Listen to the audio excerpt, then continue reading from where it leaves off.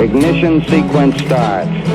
6, 5, 4, 3, 2, 1, 0. Liftoff. We have a liftoff.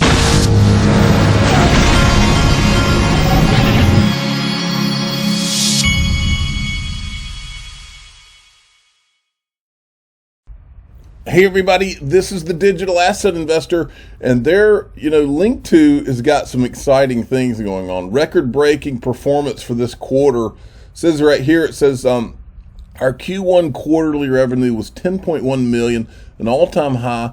They achieved similar highs, EBITDA and net income as well. This strong quarter was on the heels of 2021, where Link2 grew annual revenue 10 times to $25 million. But this is really cool. They are seeking regulatory approval to have an alternative trading system, which means they're going to have a secondary market. So people that have bought pre-IPO private equity on the platform, soon the plan is for you to be able to sell even before a merger or an IPO or any other type liquidity event like that. That's a big deal. What else is a big deal is that today, and against the backdrop, the way John Deaton has been talking lately, and this is just me reading between the lines, this is the digital asset investor gut talking. The way he's been talking lately is almost as if he's got a gut feeling himself that this thing is winding down. He didn't come out and say it. I'm just telling you my observations. Now, these guys have been putting Ripple equity on their platform, and they just restocked it, and they're doing this for the next 24 hours where they're giving Link2 members $1,000 back in XRP for every investment made into Ripple. And so I just have this feeling that this stuff is not gonna, the days of Link2 announcing they've added more Ripple to the platform are going to come to an end, maybe sooner rather than later, but that's just my gut talking. Stefan Huber, weird how by pure coincidence everything somehow comes together in 2022. End of the SEC lawsuit, U.S. crypto regulation, launched the Flare network, Ethereum switches to proof of stake, biggest inflation in decades, digital yuan and ruble incoming, ISO 222. I think these are weird coincidences too. Now, yesterday, apparently the Wall Street, these Wall Street people that have been propping up Bitcoin and Ethereum all these years, they've decided that this young man here, who is a smart young man, I don't deny that. I call him the kid, this Jack, what's his name, Jack Mallers. They've decided that it would be a good idea to put this kid in his hoodie out to talk about how Bitcoin's going to take over the payments world and all this. And again, I think the kid is a really smart kid, and I think it's great what he's doing, having a young kid like that, his own company and all that. I admire it. I hope my kids do the same one day. But there are certain things that only come with experience. Doesn't matter if you're born with and you can have a 1600 on your SAT from an early age. Certain things require experience, and one of those is trying to change the whole payments landscape for the world. And the people that are involved in making a change like that are not going to put it in the hands of some kid wearing a hoodie and a hat. It just doesn't work that way. And to illustrate this absurdity, I wanted to remind everybody of the .com area, which I was there. I don't think this kid was born yet. Kids were driving Lambos because they started an internet company with .com on the end of it, and a lot of them sounded really smart, folks. And then they went IPO while bleeding money. It made no sense in hindsight. There were a few people that said it made no sense at the time. Warren Buffett was one of them. I remember Warren Buffett giving a speech one time, and he said, a lot of people don't realize when cars first came along, there were 3,000 car companies, and now we only have a tiny handful. And he was making the point that he didn't invest in technology because it's a high risk, high return, but there's a high risk, so you could lose all of it. And he made a very good point. But in the case of .com, the idea was that this is a new business model because it's the internet, and therefore you can just bleed money, and you can even go IPO when you're losing money, and it doesn't matter because the money is going to come down the road somewhere. Well, so, and I said, remember Lycos? These were internet search engines before Google ever came along. And I said, I do. Choose wisely, folks. The truth is right in front of you. My dad, who is the official father of the Digital Asset Investor channel, has told me my whole life, and he tells me to this day when he's talking about digital assets, because he's an XRP holder too. He's told me my whole life, I always made money when things made sense.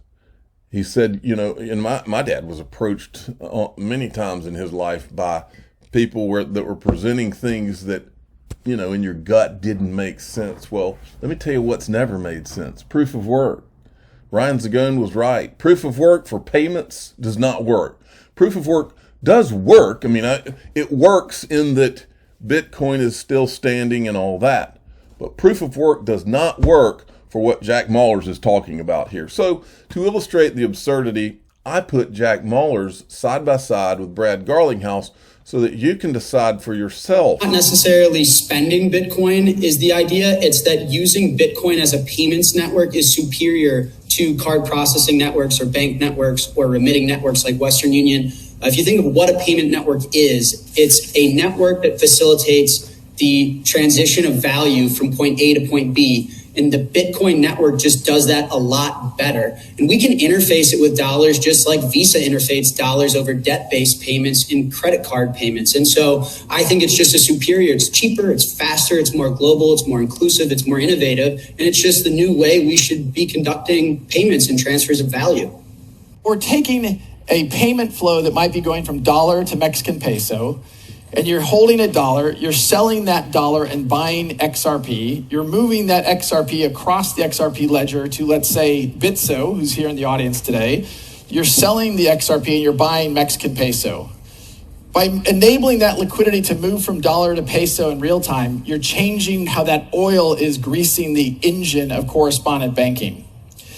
So for us, in a world of hype, in a world of experimentation, in a world where people talk about the opportunity and really the speculation of digital assets, we feel like XRP is the only digital asset really poised to solve a problem at scale, a global payments problem. I know where my money is. All right, so then we've had this whole stir with Elon Musk where these guys, all of a sudden, they're afraid that Elon Musk is going to make Twitter where you can actually say what's on your mind and not be turned off, and that's a big problem for some of these people. One of the organizations that apparently has a problem with it is Apollo Global, where Jay Clayton landed. Imagine that Jay Clayton's firm, I can't imagine Jay Clayton not wanting the truth to be shown.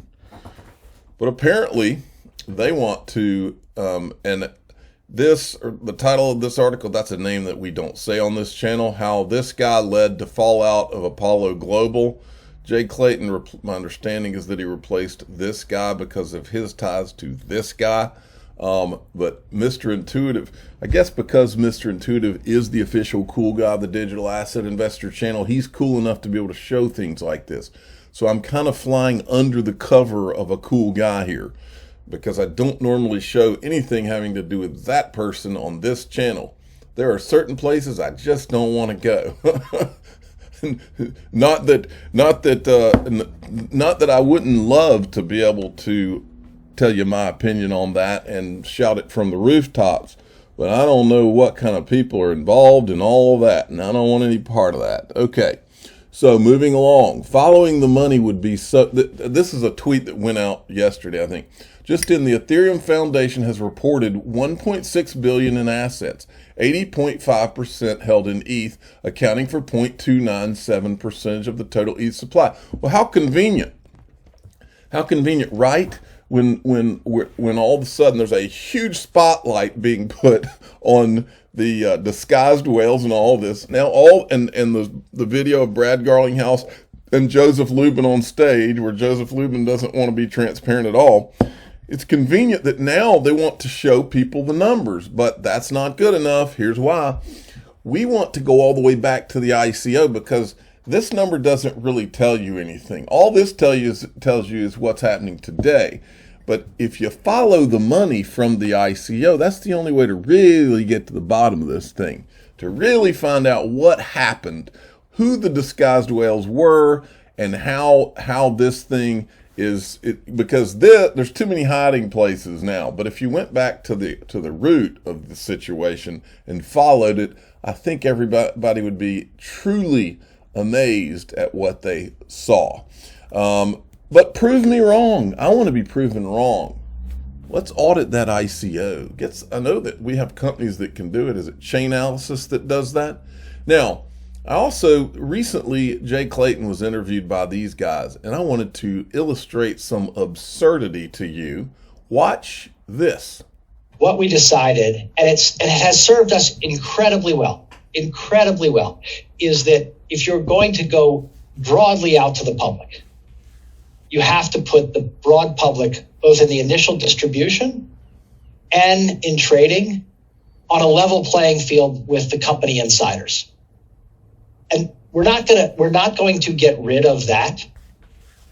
Okay, we're not gonna have a system where you can go out and raise hundreds of millions of dollars for a project from anonymous people who trade amongst themselves and buy with the expectation of liquidity without having that level information playing field. That's not going to change. Yeah, Mike's asking, will there be a limit on the amount that a person could invest in Ethereum? A person can buy from any number of different identities. We may limit the size, the unit size of a sale, just to make it easier to disguise. Let's say if you're a whale and you want some privacy, you can buy 50,000 units and so nobody scares people with an enormous initial purchase. So if you are a whale, if you're planning on investing several million US dollars worth, then you can do that for multiple identities. Okay, so Jay Clayton says we're not going to have that.